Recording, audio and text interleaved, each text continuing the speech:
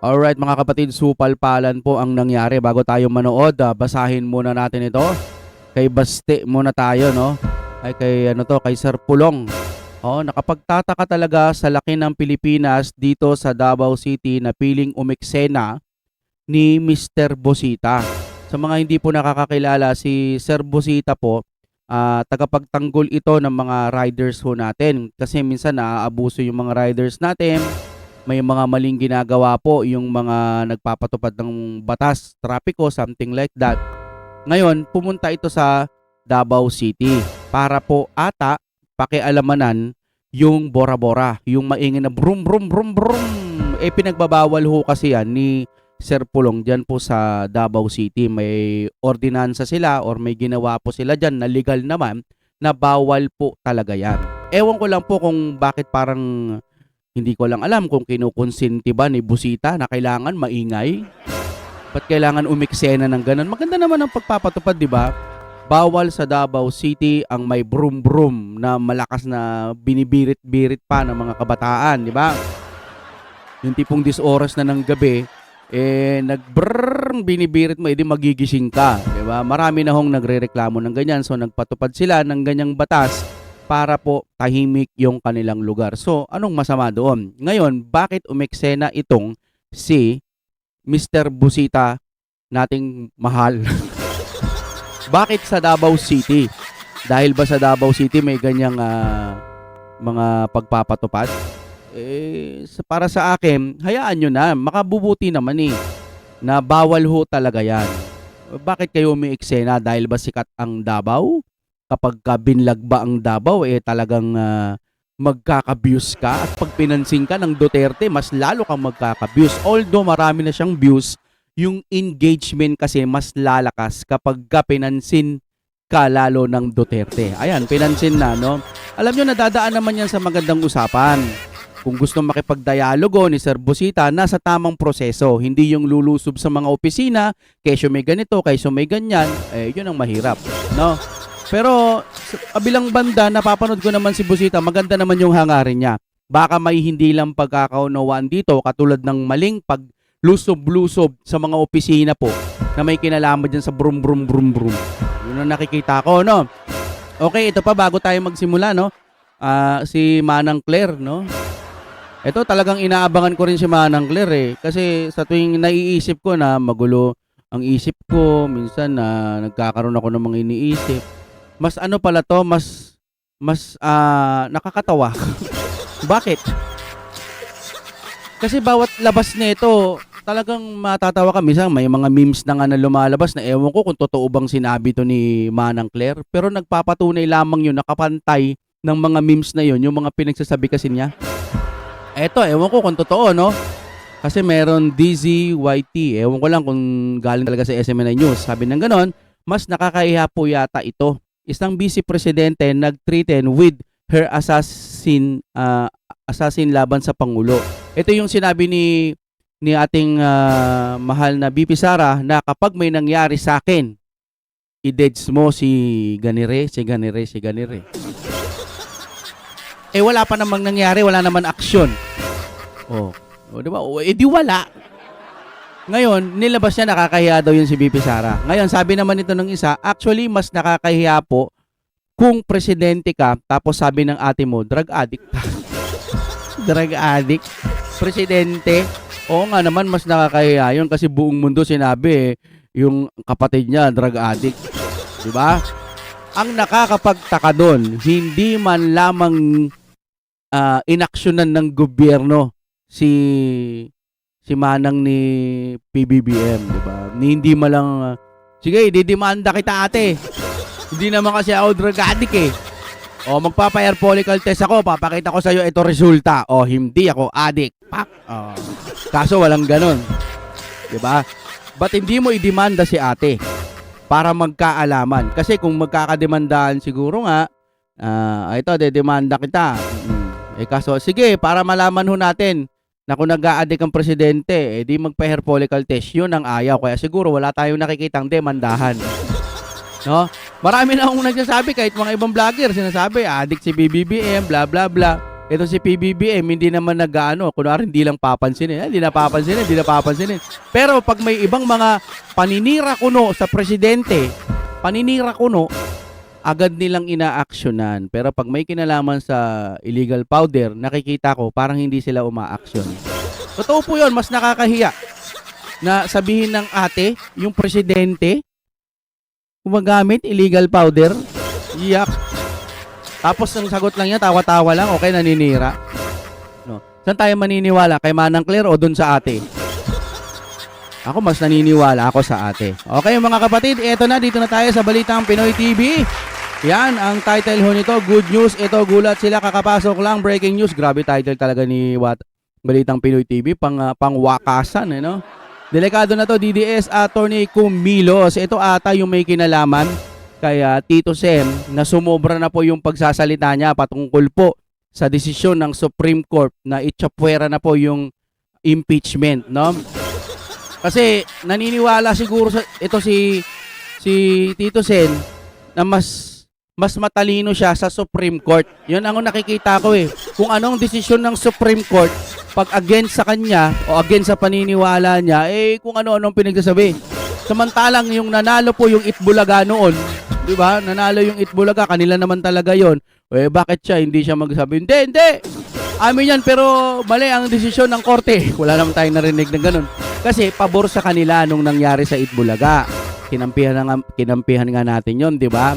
Hindi naman natin sinusumbat yon kasi mahal natin ng Itbulaga. Pero ang sinasabi ko dito mga kapatid, kapag hindi sumasang-ayon sa kanila yung desisyon ng korte, magsasalita na sila ng kung ano-ano. Siguro may foul, kaya yan si Tito Sen. Ganyan ang nangyari. Okay, at iba pang mga balita, simulan na po natin ito. Kung ready na kayo, simulan na natin, ano? Kung gusto nyo naman ng mura na at mabilis na internet, nandito na ang Fiber ni Juan. Maaasahan. Yes. Kaya tawag na. Baka meron na sa inyong lugar ang Fiber ni Juan. Okay, i-play na ho natin. Balitang Pinoy TV. Lawyers, sina Atty. Topacio, no, nag-file ng petition for indirect contempt against Tito Soto. Lagot ka dito, Tito Soto. Narito ang Balitang Balitang Pinoy Pinoy TV. TV. Usapan natin una itong mga pro-Duterte lawyers. Sina Atty. Topacio, no, nag-file ng petition for indirect contempt against Tito Soto. Kung maalala po natin, nagkomentaryo itong si Tito Soto sa desisyon ng Supreme Court patungkol po doon sa pagbasura ng Supreme Court dito sa impeachment complaint laban kay BP Sara. Okay? Kung ano-anong mga sinasabi ni Tito Soto doon, di ba? O ngayon, tama itong ginawa ng mga pro-Duterte lawyers, no? Na nag-file sila ng petition for indirect contempt. Ayan, lagot ka dito, Tito Soto. Ito pa. Attorney Rowena Guanzon, no? Ay nag-suggest na si Robin Padilla na lang ang mag-vice president kung tatakbong presidente itong si VP Sara. Ayan, palakpakan. Si Marcoleta, magaling yan sa Senado. Mananatili yan sa Senado kasi Para sa akin si Marcoleta sana. O kaya si Bongo. Kung hindi naman yun, basta mga kaalyado, walang problema. At kahit magkabali-baligtaran sila dyan, halimbawa si Marcoleta, kung senador pa rin, okay lang. Kung maging vice president, okay lang. Basta mga kaalyado ng mga Duterte, walang problema, no? Kasi alam natin, mga malilinis siya mga kaya yan. naman ni Marcoleta sa Senado, no? Inanalyze ko yan. So yun po ang suggestion ni Attorney Rowena Guanzon. Okay, mamaya pag-usapan natin yan ha, kung bagay ba ni Robin maging vice president. Okay? At heto guys, no? Grabe na talaga itong mukha yatang napaghalataan na itong mga ICC. Talagang wala na talagang ginawang maganda itong ICC kasi halatang halata na sila na namumulitika. Nakikialam na sila sa politika ng Pilipinas. Mga Mongoloid siguro yung ano. De. Sorry. Joke lang.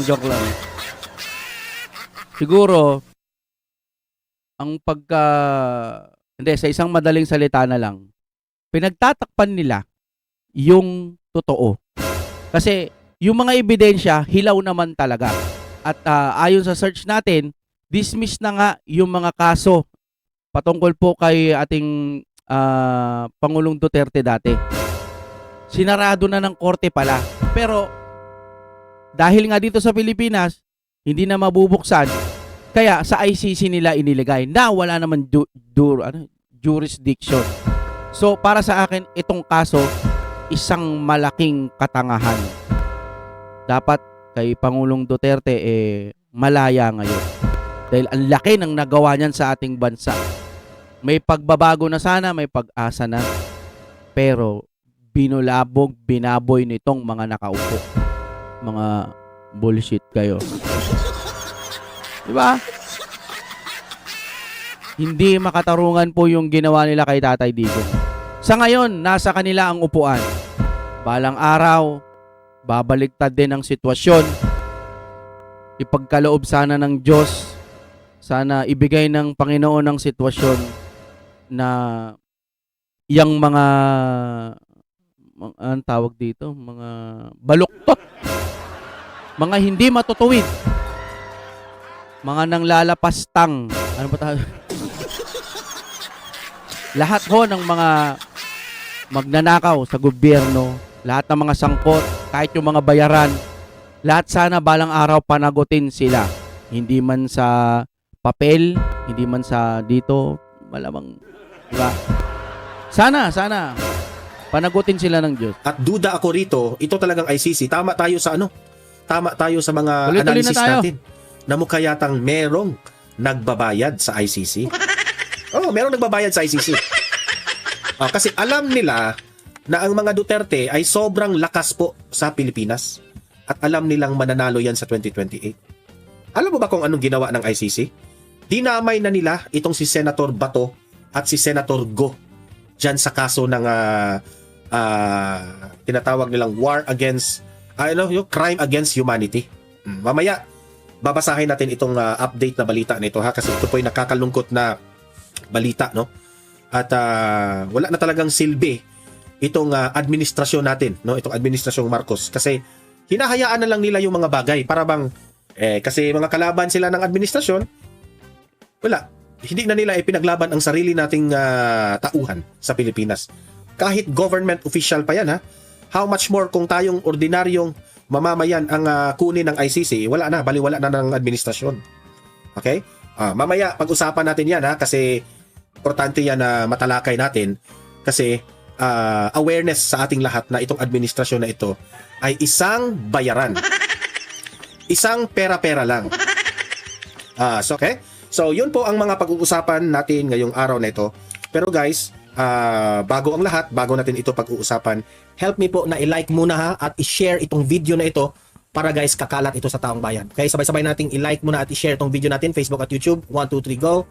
Okay, like and share para ha, maraming makalam. And also guys, paki-subscribe at paki-follow ito para lagi kayong updated sa mga balita na kagaya nito. At ma-notify ang inyong mga cellphones kung meron tayong breaking news. Okay? So, kagaya nito, breaking news ito. So, sabay-sabay natin i-follow, i-subscribe, Facebook at YouTube. Ready? Follow, subscribe. 1, 2, 3, go! Ayan, thank you very much. So, ayan, nakasubscribe, subscribe. Okay? Ito, unahin muna natin ito. Ay, nako. Ito. Yan. Ito yung lumabas na unang pasabog na balita kanina. Una itong binalita ng Batas PH. Indirect contempt petition versus Senate President Soto. Ayan, deserve mo yan. Kasi ikaw, Soto, nasobrahan ka na. Hindi porkit ikaw ay Senate President ay pwede mo nang sabihin o batikusin ang Supreme Court. Nasasabihin mo na dekada-dekada na bago raw natin mabago ang style ng Supreme Court. Alam mo, Soto, ininsulto mo ang Supreme Court. Sabi dito sa balita, pro-Duterte lawyers led by Attorney Ferdinand Topacio have filed a petition for indirect contempt against Senate President Tito Soto over his remarks criticizing the Supreme Court's ruling that declared the articles of impeachment against Vice President Sara Duterte unconstitutional. Alam mo, sa totoo lang, no? Ewan ko lang kung alam ni Tito Soto, pero I think hindi niya alam na ang Supreme Court is under the judiciary branch. Ang Senado is under the legislative branch. Okay? Yang House of Representatives, ang Senate of the Philippines, under yan sila sa legislative branch. At itong Supreme Court is under the judiciary branch. So anong ibig sabihin? In every branches of government, simple na explanation ito. Meron po tayong tinatawag na equal powers. Kasi tatlo yan eh. Ang executive branch, yan ngayon ay pinamumunuan ng isang bangag dyan sa Malacanang. Itong judiciary branch, yan po Supreme Court at yung ating justice system natin. Itong legislative branch, ito yung gumagawa ng mga batas under the House of Representatives at itong Senate of the Philippines. Ang judicial branch, yan lang naman ang will interpret the laws that are made by the legislative branch. Now, galing sa isang Senate President na sasabihin mong unconstitutional, insulto yan. Hindi mo na nirespeto ang branches of government. Ang judicial branch, kahit anong mga ginagawa nyo dyan sa legislative branch, especially dyan sa Senado, hindi nga nangingialam ang judicial branch o itong Supreme Court, hindi nga nangingialam. Pero ikaw, Soto, kung ano-anong mga sinasabi mo tungkol sa Supreme Court. Okay, so tama lang naman. I hope na itong final na petition, itong indirect contempt against Senate President Soto, I hope na magtatagumpay ito. Deserve mo ito, Soto. Yabang mo kasi. Oo. Sila, gagawin nila ang lahat talaga para ma-impeach si VP Sara para sa kanilang political gain. Kasi alam nila kapag si VP Sara na ang maging presidente ng Pilipinas, lahat ng mga kalaban ni VP Sara sa bansang ito, wala na yung future sa politika. So, pag-pray na lang natin yan. Itong ginagawa nila ni Attorney Topacio. Okay? Ayan, kasama pa si Cathy Binag dyan eh. Di ba? Ayan, lagot ka na, Soto. Good luck sa'yo. Deserve mo ito. Ito, pag-usapan rin natin ito. Yan. Ito. Binalita ito ng Nightline News. Kasi nabanggit po ito ni Attorney Rowena Guanzon. Sara Duterte, Robin Padilla tandem. Ayan. Kasi sabi dito, sabi ni Attorney Rowena Guanzon, kung ayaw na mag-senador itong si Robin Padilla, mag-vice president na lang siya kay VP Sara. Para sa akin, okay. Kasi ang isang vice president po, hindi po kailangan na lawyer talaga. Basta may, si Robin Padilla, hindi naman ito magaling sa batas. Pero, meron itong mga tauhan na nakapalibot sa kanya na mga lawyers na nag-a-advise sa kanya. Pero at the end of the day, desisyon pa rin ni Robin Padilla. Para sa akin, sang-ayon ako dito sa panawagan ni Attorney Rowena Guanzon. Kasi hindi naman kailangan magaling ka sa batas when you are Vice President of the Philippines. Basta't may common sense ka lang. Pasok na pasok ka. Ako, hindi ako conforme kung si Marcoleta siguro yung Vice President kasi nasasayang yung kaalaman ni Marcoleta sa batas natin, no? Kasi grabe ang lawak ng kaalaman ni Senator Marcoleta. No? Ang gusto ko lang kay Marcoleta, kapag matapos ng sigurong mapresidente itong si VP Sara, siya yung sunod. Pero kung ma-Vice President, parang hindi bagay ni Marcoleta kasi yung Vice President naman ay, alam niyo naman, parang, naghihintay lang yan. Mas bagay si Marcoleta sa Senado kasi ang lawak ng kaalaman niya sa batas. Okay? Kung ayaw na mag-senador ni Robin Padilla, mag-Vice President na lang siya kay VP Sara. Yan ang sabi ni Atty. Rowena Guanzon. Tila, hinikayat ni dating COMELEC Commissioner Atty. Rowena Guanzon si Senator Robin Padilla na maging running mate na lamang ni Vice President Sara Duterte sa darating na 2028 elections kung ayaw na nitong tumakbong bilang senador. Kung maalala po natin, nabanggit yan ni Robin Padilla na pagod na siya sa bangayan, debate, away dyan sa Senado. wala talagang magandang unity. Tulad na lang ng Blue Ribbon Committee, ay hinihintayan ni Robin Padilla na merong mapanagot sa may mga kasalanan, mga mastermind sa flood control anomaly. Pero ano nangyari? Yung iba dyan, parang pinagtakpan pa nila yung mga mastermind. Si Marcoleta na papunta na sana doon. Nabanggit na yung mga pangalan na dapat nating mabuking. Anong nangyari? Nagkudita. Pinalitan si Chis Escudero. Pinalitan si Marcoleta. Ayan. Di ba? Example lang yun. Bakit napagod na itong si Robin Padilla? Kasi, kung si Robin Padilla, tumakbo siyang senador para makatulong sa bansa natin sa Pilipinas na makagawa ng mga batas para uunlad ang Pilipinas. Kung ganito lang ang nangyayari, na hindi niya makokontrol itong mga pamumulitika ng Senado, he might as well, useless na yung pagka-senador ko. Parang sinabi ni Robin Padilla ganyan. Useless na yung pagiging senador natin. Gawa tayo ng gawa ng batas. Hindi naman tayo susuportahan ng ibang mga senador kasi meron rin silang sarili nilang political motive. Diba? Sa kanyang Facebook post, sinabi ni Guanzon kung ayaw na mag-senador ni Robin Padilla dahil araw-araw nagbabangayan sa Senado, mag-vice president na lamang siya kay VP Sara. Pwede. Pwede. Dagdag pa niya, pabor umano kay VP Sara ang Visayas at Mindanao, habang malakas naman ang hatak ni Robin Padilla sa Mindanao at Luzon. Actually, sa Luzon, malakas rin si VP Sara Kasi lagi naman akong pabalik-balik dyan sa Maynila. At tinatanong ko lahat ng mga tao dyan sa Maynila, maka-Duterte lahat. Sasabihin ng mga all walks of life na tinatanong ko, yung mga grab driver, yung mga sales lady, yung mga gwardya, tinatanong ko in random lang sasabihin nila, mabuti yung panahon ni Duterte, sir. Matino talaga tayo lahat. Sana napagpatuloy yun. Paano? Bangag na yung presidente ngayon. Balik na naman tayo sa una. Yan ang mga sinasabi So, I don't think na mahina ang mga Duterte sa Luzon. Malakas pa rin ang mga Duterte sa Luzon. Kasi kung maalala po ninyo, nung bumisita po itong si Vice President Inday Sara Duterte sa lugar po ni Isko Moreno, remember? Nung panahon ng eleksyon?